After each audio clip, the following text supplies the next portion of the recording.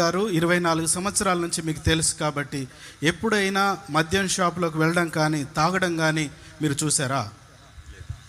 లేదు లేదు.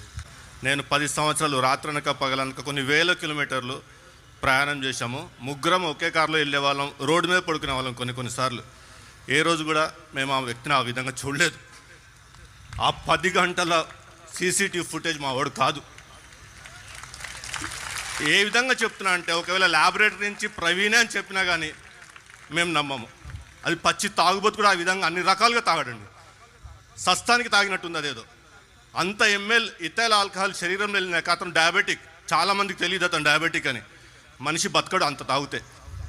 అన్ని గంటల ప్రయాణం కూడా చేయలేడు. కాబట్టి కృపతో చోటుకల్లా ప్రతి గ్రామానికి వెళ్ళేవాడు. 2027 వరకు కూడా నా క్యాలెండర్ ఫ్రీగా లేదు.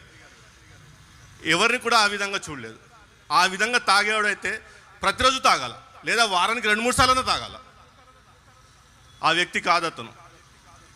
నేను ఎక్కడ దెబ్బతినంటే బెనరంతో అన్నా మా వాడికి వచ్చిన బాధ ఏంటన్నా, రోడ్డు మీద కూర్చున్నాడు, ఆ విధంగా కూర్చున్నాడు, మా వాడిన కనుక్కో అన్నా అని అడిగా.